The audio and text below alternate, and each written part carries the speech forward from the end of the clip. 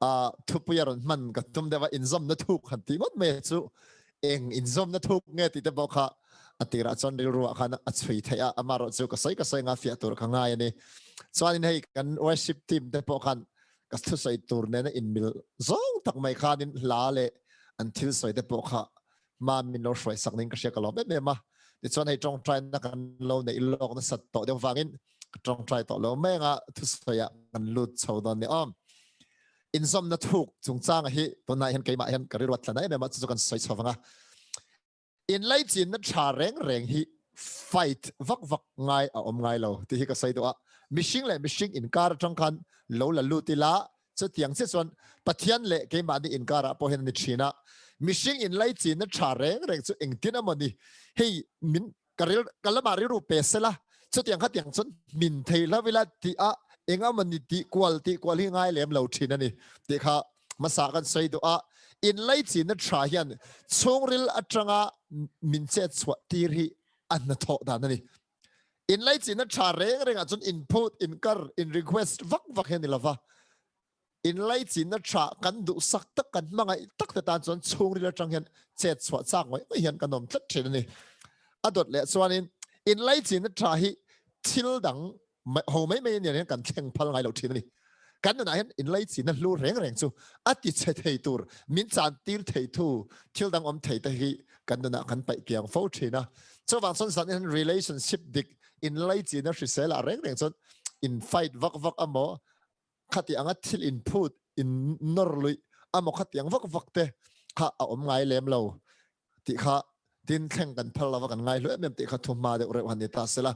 ti chuan bible chang poi mo de mai kan ron share du hi galatia bunga sangli kan share anga nang ni dana thiam chang tum tu te u christian net in chenta khongai na chu in tluk santa ke ni zong in tharau zara rin na in felna beiseina kan ngak si a galatia bunga chang ruk chiar la ila krista iswa chuan sertan engma asot lova sertan lo po engma asot heklo rinna mangai na a thoero chu asot ani atitani chu helaya hian a noi beraka underline la kan rinna koma mangai na a thoero chu asot ani atia hi asap tong version chang te kan en kwal hian faith rinna activated express and working through love atita a om zia so helai bible chang hi han sai fia de do nila kan siar ta kha dan manga thiam chantum dan manga pathian ma a mi fel ni tum khang ho tir ko pola khan a fu lo zeron sai photan isu a om zia chu thu thung lui a chuanin kan fel lo hi pathian en kan in lai chin na shil tu ani thu thung lui a chuan kan nom da na zirin kan chunga pathian en hongin amma ne na len dun na shil thui em mai ni keima nia ain ngat thui ti na ni chu thung lui yun lai chon an ma nin ngat thui ya amaro chu tia angril ru puwa thu thung thara i so local to nu a kan fel lo hi amma ne na kan len dun na te kan in lai chin na shil tu ber anga nga ya chu tia nga kan ti ni vai chuan khongai na an tluk san tia a soi kha chu tiang din mun a chun alu thei vele that mai ni helai hen thil thati lo tur ti na lam an ni mia lo lalpa tan thanem ngai lo tur an ni mia lo helai ta khi hei hriat thiam man te po nga ya amaro chu kan fel lo amma akan kin lo hi kan in lai chi na te nan te anne na ta thil dong tura poimo tata kan hriat thin na ril ru ero hi chu tutlong lui mi zia ani a adot le chuan rin na a fel na be sei tu te atia grace ngat khongai nai ngat ma ni fel lam ni mia lava pathian du sakna ro puilu tuk lo man thiama somi afanga pathian ding lo thei lo te pathian that zia shiat na ama sapota somi afanga lalpa rina mangai na a om chuanin a tho a lok em mai ni ara hi thai em mai ni ati tumna ania helai bible chang hi paimo rinna mangai na tho chu asot ani aron te hi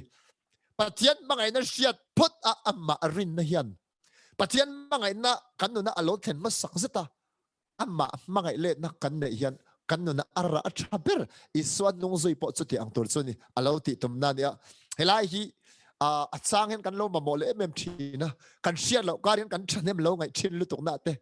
kanin be se ang kan tho tok lo afanga pathian en kain ka khide riau anga siat na sungril tak hen alo om thina hei hian pathian na kain lai chin na thuk tur min dal le ling zok thina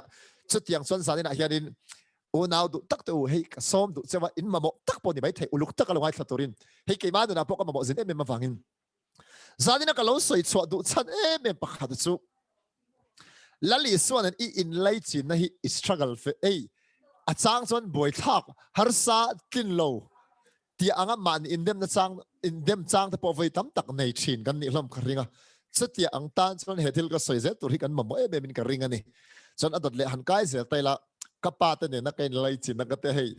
kan chung ko thalak de re te kan kim chuang lawa kan ron tar langa zanin chu kan chung koi kan del thaber ti na lam po di chuang lawa kha picture in lo monga kapa kha in anna de chu kan ne ka khum nge min khum zok bok re chuang lawa hei kan sin holim a tha kan lak karan tar langa ta hian kapat ne na kain lai chin na hi zanin a hen pathian ne na kain lai chin dan tur ne na min a ti fia tu ni thei takin kan run tar lang tu a tu na kan ule pat ne na ke ma big in lai chin na te te mi kan senga tiang in lo ni ve kher lo mai theya in lo ni ve mai thei boka so lai chuan chung ko sang sang kan ang lova in an po ngai kher lo te kan soi ma sa du a kapa ne ne kan be kha tang renga ni in oi lo mai theya ma se ka in kari a thatak zet thunga ni su pathian na in lai chin na thatur chuan ama biak tu tak rengai tat anga siat na hi om the ni thanem ngai tur chu ni a biak that lo in lai chin na thalo anga siat hi thilom ve thei ni tat mai chu maklo tuk kapa ne ne ka in bet tut me lo kapa ai kanu ne ka in be jing dei so kapa chu phone mi biak hi chu te em na pe lova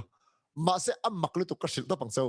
in biak zin kher lo po hen in mangai na le in lai chin ne a thuk thei tho te hei hi chu a then tan chu anin lem de po har samai theya a tul chon lo hel de ok ma ula in lem tho thawang ti chuanin adot le chuanin kapa hian min mangai ze hi ni tin min shil shan lem lo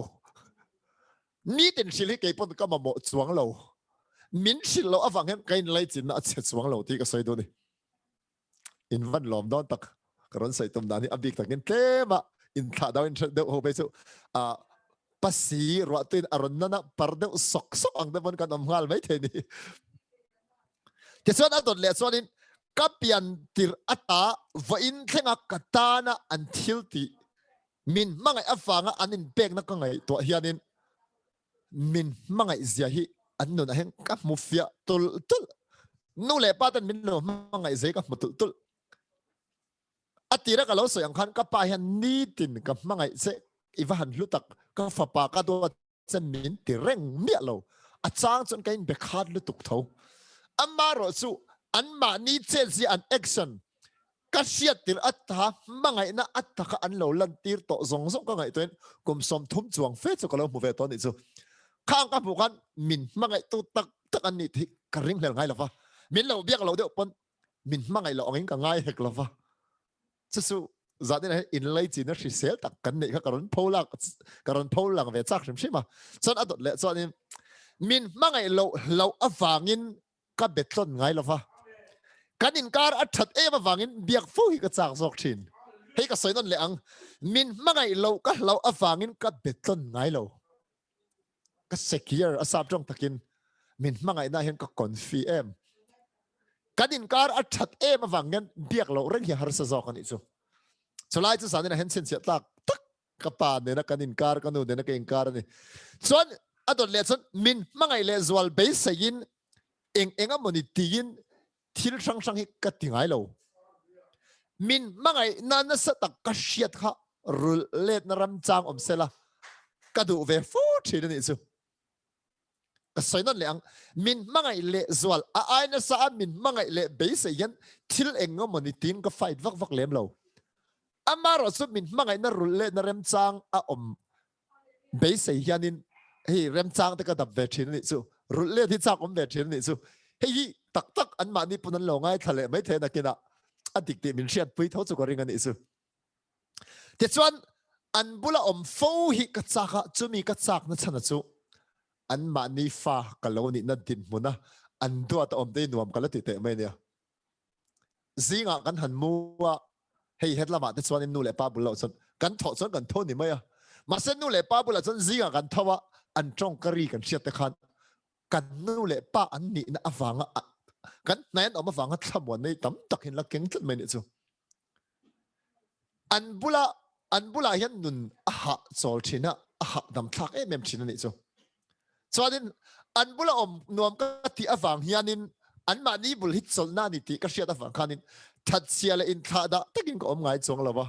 mak lu to kai kan khwa chu bia ta ni ta ka nu le pa nam ta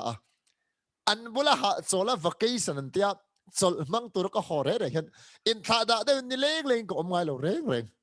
an thin lung ti lom tura chet na turik ka ngai to thina rin ai fe ka che pe dai zel thina amak lu to hey relationship dik in lai chin na tha chon a local phung in tlat mai ni chu ei pathian ro pui ro se chuanin helai ka soile chak em chu har san nak ka tok emo kadam lo hian tunge an ni ti hi aran lang chiang theilu to ka mangai na hi trần pui ngay din munak ka hian an ne na trang hian aronin lar chuak chiang le thin an mangai na hi trần pui ngay dam lo anga ko ten chum khat chu ni kum masa ni le tong chu kum tir lam de le khanin Mumbai a kan zina ta chon kan zin ho kha dengue hi ka ve ho nga chon san hen kalu hin be me perek tui e ka thua ka thai de tok thi ang hen ka ria ai la na lo de ko khela ka sai na lu tu ke nge bo ka khela wa anna ve ang reng khop mai anna lu tu ki patling han room kha anin ka khret si lo chang le tong shiat lo tin kan tong vel thul chang le kan ni vel thul anna thei lu tu kha chu diang chon zan ni bor vel te kha anna zwal kha ta ta chun ka pan kadam lo ti le ka tho har pe vak lawa na ka ti kha midang tang kha lo sia kha min ron phone na ma te lo chu ngai ma ti hi cha o ka ti don nge ni min lai na na zong suk a okial lan tir kha ron ti ni chu khata ka pa min ron biak na te kanu min ron biak na te kha kat thin lunga hian o tiang em mangai tu ka lo nei hi nu le pa te nge chu ti han ka ri ruwa hi kalom bok si a kadam lo lai ta ka hi mangai na ron lan ti ra kha ta hian ka lo soi du chu nang po leya kan pa te kan nu te aya na sat ka min mangai tu pathin an ichak lo lai te swal awanga liam itor lai hian a khoi san cha adiriam mai chering ani chuanin in lai chi na hrisel om zia hi kan man lo ti na yang zadin han in lai chi na hrisel le tha connection dik chumi chu nu le pa ne na ka in lai chi na tang han tam tak hian pathian la kha kan om dan tur ama kan po dan tur po hi kan zir the ka ring tat hei tun na ke pon ka practice thara ni china galati akan share to ang khanin dana felna da mu tum dana thiam chang tum tu te ang mai yin ke ma ni thil ti kan performance kan che that lo thu kan oi lo kan in pek lo kan chong trai na sat lo hi pathian en kain lei chin na khan ma the ka lo mang na sa vele thin lu tuki a boy thak kat zel hei in lei chin na hrisel om dan tur ni lo reng kan pathian pe chu pathian thani wangen chu zanin a hen kan lok pui le kharing ani le pathian ne na kain kari eng angin nge i mu nang ma mi mal no na nang ma le pathian in kari eng nge mu ti kha han sei don ta ila pathian in lei chin na siam that pui ngai reng ang de yan i bel thinem eng ka thale to lo lutuk amo kan na pathian a lom le to lo tia amma akha to ka tilom tura che chwa fu ngai kan do na ai in puat na tur atana vaton fu ngai thinang hian pathian i mu thinem ani lo vek pon in lai chin na nei pui tumin i tong trai vak thinem entinan retreat te kan ne bethel te kan ne ni malin hun fian real te pokan mang thina khai kan tong trai teng lalpa hi ka chunga lung oi lo o ngat nge min vak khoi thei lo ve ngat nge ka va feel thei lo ve amma ngai na ka basic hi ka va tong thei lo ve thin amma in lai chin na siam that to min in adjust vakem ngoi ro ka tong trai dan la hi tik lo nyang ani lo pon ka tong trai dan position ka om dan hi tok lo nyang chuat bo in khong ani chuat fo pin kan be teng pathian lung oi de lo mo ti ang zong kan pathian i lo pan thinam ke bo chu tiang chon vai tam thak ka te thin a chang chuanin ka thin lung song in ka ti lo nyang a chang chuanin khut kal to khati ang te kha pathian a huan yang ti ang zong reng hian pathian hi in lai chin na siam thar pui to mian hei vanor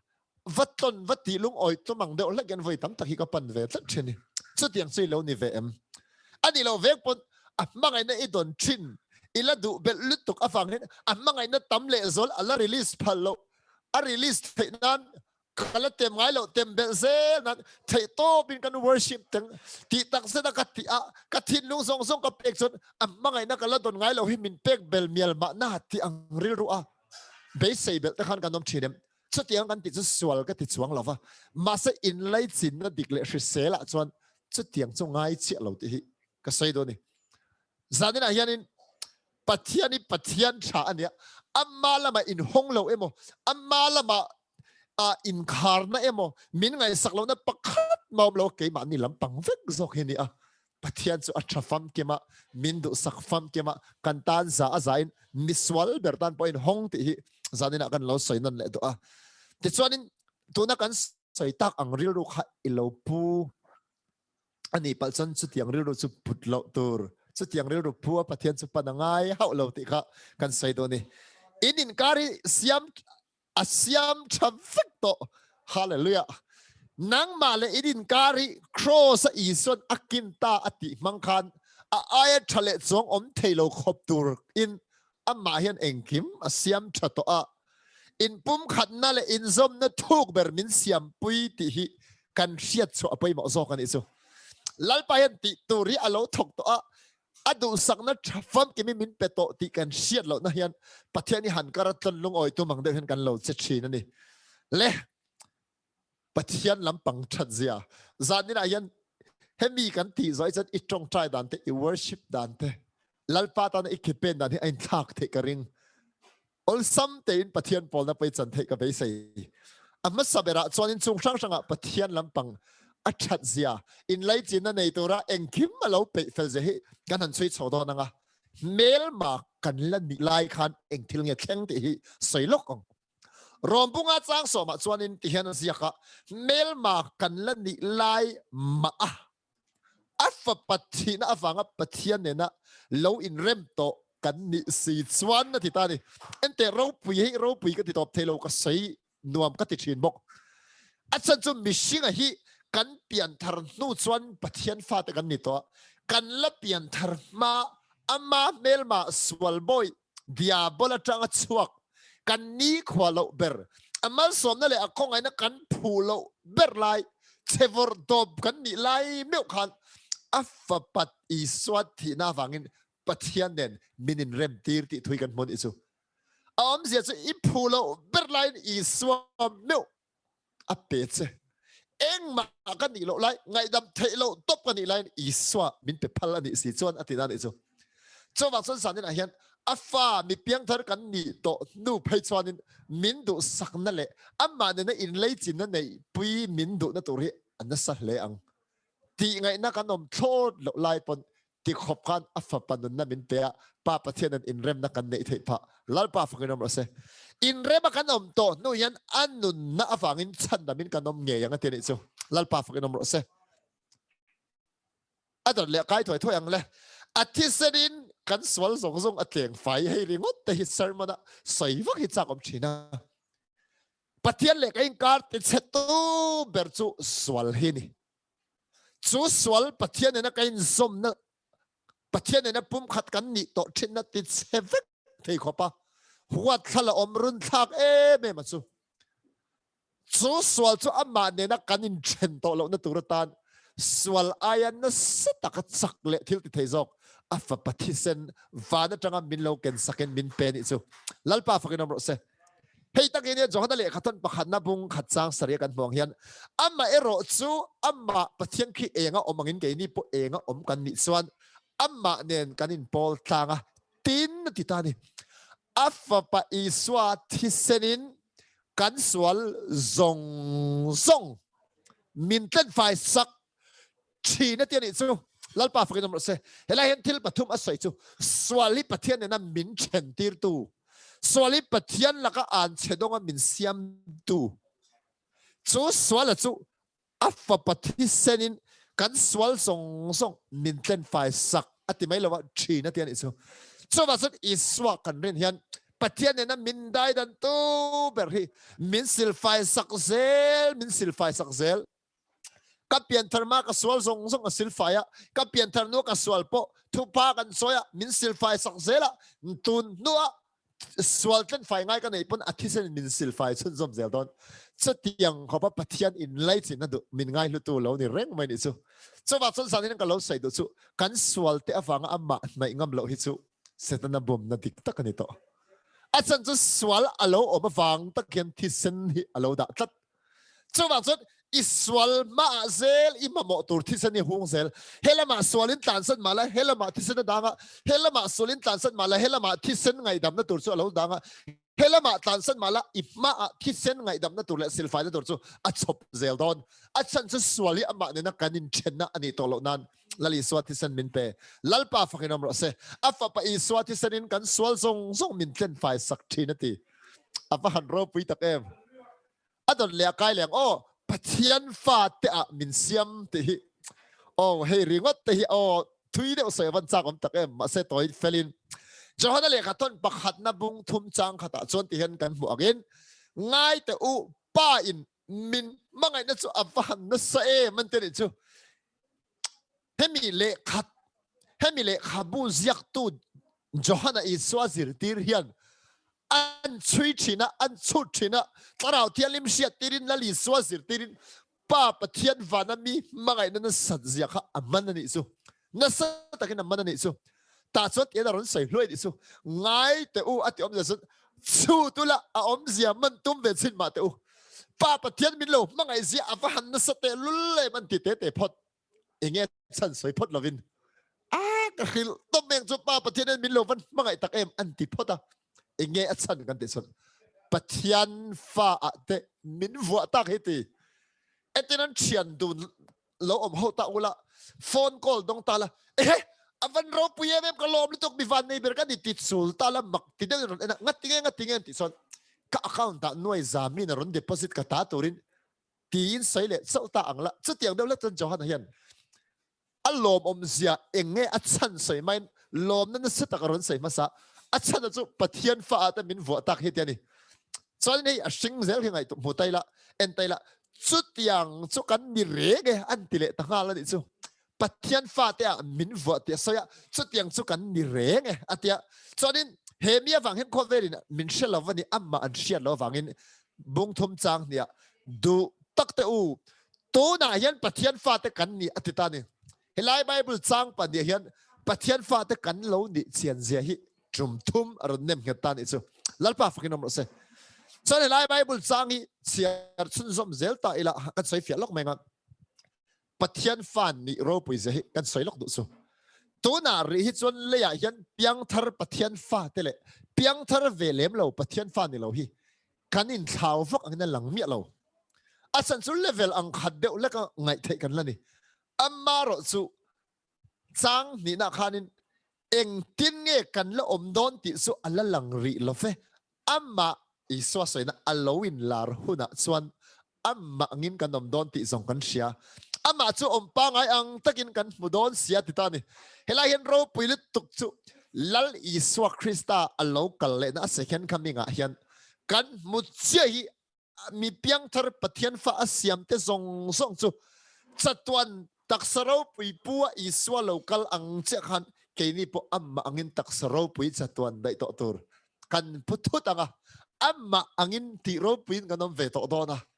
chumi chu kan ma min ma ka ta zetchuan pathian fan ni velo te aya kan ro pui se hi chatuan dai to tur kha kan ma en chopatin an iso tin fa te kan ni chon ro lo pui tu te kan ni ti kha kan mo bok ani chu krista lo pui tu te ni mak men chu pathian ni min lo du sak na ro pui ziang ai to hian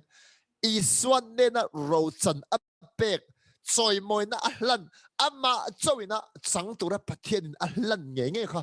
lali son pum bil bi khe du lo reng reng kapa nangin ro pui na keima min pe keima ne na mi pe kha an ma ni ke mi ring tu te ka peta te la sai ni so chawa son sa din a hian hallelujah kan va han van nei te lol em sai thoi thoi ang o chon iswan en pum khat kan ni ti hi hei chong tuan leng te chon vai tam tak sar mona te po kan share in kan lo sai chok photo mai theya amar chu ril hi ka te me maya fsc bung kha chang thum te hian sharila kan lalpa iswa krista pathian le pa chu fakinom ro se tuna asoi tak chu pa pathian chan chin hi ni kan lalpa iswa Krista pa le pathian na tian ichu fakin amro se vana kan pa pathian khian van muna te khian Krista a atiani Krista ti lai khalo chin sia ola Krista a chuan kharau lam mal som sakna tin reng in mal min soma hey asap chunga chon who has blessed us with every blessings in heavenly realms because we are united with Christ atiani hey New Living Translation aron saya a sia chuan kan soilok menga pa pathian hian mal som sakna zong zong leya le vanami kan chantur zong so hi kan tan kharau khovela van muna min perfecto engwange kan ti chon iso Christianen because we are united with Christ adeni awam je so achan so iso na hen pum khata pakhat anga min chiar that awangin chung mal som na zong zong so min pe ateni so helai ka lo soi du su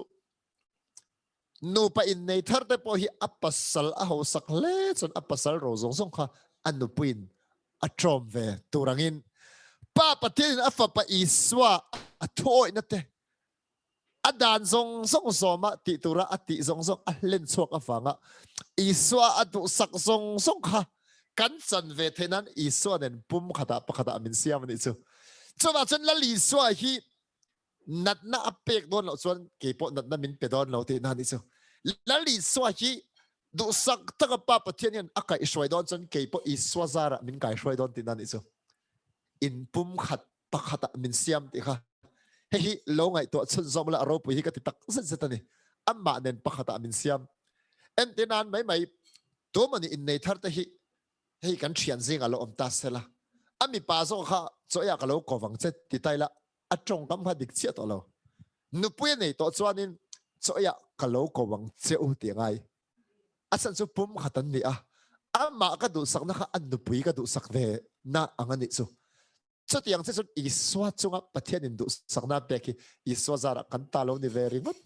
lalpa fukin number 7 ro pui tak em adot le pa pathian yan iswa nen min mangai danin ang chia chia hi hi chu dong song tur chon ke min hun te po du mai thaya hey Bible zirte tu thade mai pakhathian hey ti tak mevin ka shila chau ti mizo chongan le lin thi nahi he mi asoi dan chon thu poi mo lutuk diksi ma se mishing ri ro oi mai har khopa tha asoi don yan ti tak mevin ka shila chau iso na ti thina ti oi om lo khopa tha min thil don in asoi thin tang pui atiamo chu tiang da le san to na ka lo soi to ra po hi Bible mi ngai Johana bung som pasali chang som ni le pathum atong trai na la acham tam tak te jing ami kan ron lak chwa du chu kei an ma nia lali swa azir tir te a ama ring tu te a tinang ni chon kapa nang kei ma a chon anni pum khatan oma an fam kim theina turin nangin kei mitir ti le mi mangai angin anni hi i mangai ti khovelin an shiat theinan atian ichu helai atong trai na lai han chui chian chuan atong trai khat kapa thonem ngai lu tukin adila ti tak satin leya mishing isyam te itlan sa te zirtir te miring tu te hi i mangai na na sat zia hi an man thei silawa keima min mangai na an na sat ang thu yan i mangai sia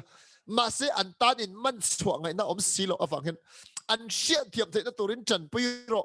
nangin keima min mangai na sat ang sa thoin i mangai te hi he thiam thei turin chan puiro ati na ngani chu ta takin lo chui atana pai mai mem chu pa pathian la iso Krista in lai chin na hi eng ang fakko ang nget le thange eng ang thu nge ti kha zanin hen mu thei lo khopian lo chui chin ta la pathian mit mo eng ang fakko ngen i lut kha chumi chi chui tel then ka ring ani mo New Living Translation a page on ti hian min mangai na an na sat ang za ta na sat thoin i mangai ti ein shiat so thei nan ti na soi ni ti chuanin kan bula om mi pathian a thalal mema aman min ma mo ve bok ani ti hi ka sai do ni amma midam takin pathian min ma mo hleinem kan tel loin om thei an ti thina adik na chen de po omanga kan tel lovin a ro pui tok mà sẽ cầm mình tổ ta cả chú Genesis mong thom trang của khăn lalpa pa thian chon Adam chu akova anne na khoya ngai om atia helai takhi Adam anne na gan bo chen sola an tlukan khoya ngai om tia soya kha hei hi ka sai fia chak em maya bo chen sola an tluk tak ve le khan athian le mishing te inzom the na kha che ta vek mai ni chu ta chu mishing te chau hi ke chian ni lo pathian ni akke cherap thak lu tuk kaminia pathian feeling om ama ne na in pol thei talo anga mishing ten om ta ka khan pathian ke chelutuk a feeling hi na khina vanrama ama ne na chato na kan chen don huna kan chau huna zot chinila kamini kha ike chem ti taila ko ke chen salutuk a chan chu mishing te tel lo hian ka tlei thod lo ka thin lunga ka du ber ka ngai lu ber te na ka inkar a cheta kha chu kal na ni ka hliam ani ti hian min chan nge nge ka ring thlat mai ni hei pathian thu sia thiam na atang hian ei ka man thlat mai ni chu chon johana bung som pasari chang som ni palia kapa nangin ke mi pe te hi ka om na ka ne na oma ka du ani tin ange na ni chu en tin nan mai mai fanulo ne ta ila ui te kyu te hi nei thina chu ui te chu hei mun dang an zin san don kha ui te chu shroi su tin ngen ta ang sela kha ui te kha hei fanu te khan atu ngoi atra ui te chu shroi su ati ang de ola kan ai ate kin na kha ai nilem chu ka shelo ka sai to ma chu lali soi min khala lu to khi kapa nangin mi pek te ko om na ka de na oma ka du ati a om sia chu le ya hian mal som ro nangman an ma mo tin reng pero tin atong trai lo ai thuk dai sok in lai chin na thuk lu tuk tong trai na ka om na ka ne na om ka du ati ni chu hei rong kan lo bol ve to thin na hian drugs addict nun kong dai swal pal te tam tak kan lo tonga zana te pathian thu kan thila lalpa na manga iche lali son angai hlu che ngai dam che kan tia chonin an thing pui na tur kan nei chun tlem te kan pe a kan mangai chon ka sheve ni thina na amar chu kapu chu tia min mangai ni si chon inina kum thum chau kan lo om teng ti ta sela chon lam ka siam chiang ma tang chan chu kan ne na an ni na anga om tur chonin ka thin ka mangai na hin thin lo ma se nang le ke chu tia anga kan ni chung hen lali so hen atne na chatwa na kanom the nan pa ne na angyan in min ngen ni chu lalpa fa kanam se kapa nagin kay mi pek te kom na kan ne na oma ka du nangin mi pek ka ro pui na kha an mu na turin leilung pian ma pai nangin mi mangai to sia aten isu chon atop lam pang kan nei to mai nga tharau thiang lim pentecost ne va na tranga khovela min lo pek kha kha tharau thiang lima kha lali son johana bunglia samari mechi abyak laya tuinung luite an ko chunga alo chik chuak anga ti kha tharau thiang lim pentecost ne local tur asoi na khani a he tharau thiang lim ro pui pathian tharawa hi kan vela leya hian atu tu te zinga aleng vel kwal ang hen kan lo ngang ti hlawa ring tu te tharawa kan chunga min sen chil lalpa fukinom se chama chon pathian in lei china min du pui mem wanghem kan nen om ringot atiam lawa kan chunga min chen chila ani na dik ta chon tharau thilim pol na te mal som na the van tanga au thak to mian kan au vak vak hi chu adik berem o ti hingai to thei takani lim na thamo na min pero tin lat takami ko thak tum anga kan au china te hi ani na dik ta chon tui nung lui te hi ring tu mi piang tharau thilim nei to chon kan chunga omani inside out chung lama tanga ron luang chok to ni so va san ima mo hi enga mani program tru dewa po na tanga I chung rila I don tur ilak lu tur anga ingai thin na kha ani na dik taka chun I chung a hen pathian ada sareng to a ima mo I thamo na tur I huaisen na tur I hlim na tur kha tharau thiang nim khan aken tel savik I chung o makha hun pe a chutia I chung a tanga innu na ron luang chok zok tur kan lo kol sa to kan lo nei sa to kan rin ai yan pathian in lai chin na tur yan engkemi alo thok zo sai khatiam la ti mai hian lo enjoy alo chen turi kan van ni tak em hallelujah in lai chin na that tak nei sa in ni na atang hian che chuak turi lo ni pathian yan iswala la bo to si a ama ne pum khat asiam to che si a afa asiam che iswa ro lo pui tur te lali son abula chatwa lo om turin pa ne na nang ma hi dil lom lom che si a athak lel bem cheven adama po khoya ngei om tiang chin nang atiang chin nang po khoya ngei om tin amma so khen min zong roi roi ngai te kong ka bula dingin ka kik hi tin amma so sok oma so bang so lal pa khoya ngei om min khoi thar vero mal min sobro ka fel tok silo eting ngei ilung ka ti oi tiang ti ang chi thu thung lui trong trai na kha ban san thar leila ti khop bin mangai tu chu lalpa ilo van thaem ti topit if mangai na chu keima atang hen lo luang liam khal ro setin apek to sa vek riat chwa thari kan mamo choni chuwa zon pathian mangai na hian i zung zam zong zong hi fan chuakin dam chung toy te hi chiarang chet hi ron soi do chu le i chong tra i worship i thu soi te eng kim i ti hi pathian na connection nei nan be to lo la connection tra in nei zo ka tangin chu tiang che lali son an in lei chin na that to lu tuk awangin chuti ang chon nung zok thurin ka du sakna ka hlan che ni ti khakan soi do ni i tong trai te i worship te i thu soi te i bible chiar te i thil ti reng reng a hi connection that tak in nei to na zo ka tangin tiang che hallelujah amen connection nei torin tong trai la vila connection that tak ka tong trai chu dan dang tak mai ni hei ka practice tun la hi tlanga te ka chawa ka tong trai thina lahi ka line up ai la thade de ison na kain kar ti thatu bible thut ne na in bil kha kha kan play tia ko om to bi pathian ka chunga cheng ti khoba min du sak kan ngai to se san anwam thei to ki he tiang hi tong trai nu na ni chon nam chu in pathian ka zoi zel du ti na thari ke ma om he tiang ko pathian tha lo ni chon itanin nun zel ka chak ti nei lo om ni chawak san sa ni na he thing lo nol ama lung ti oi lo de tu ra in shet chin na song so ka cross alla boto ti top yan amma hi inin kar a chat hi rin na hen lo shela bible sai da ni cho ma son sa ni na hen i fel lo lam ni la amma thil ti le amma ngai na zok i monga chon atir bera galati akan siarang khanin dana fanga fel na zong tu te ni lavin thiam chang tom tu te ni lavin rin na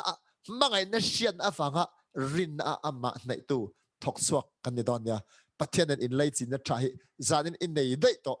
chu mi chu hre chuak la lalpa bula lo om la lo enjoy ro worship te pon pathian connect tum do ngatinge ron va se thailo lam ni lavin van mana te tharau a khian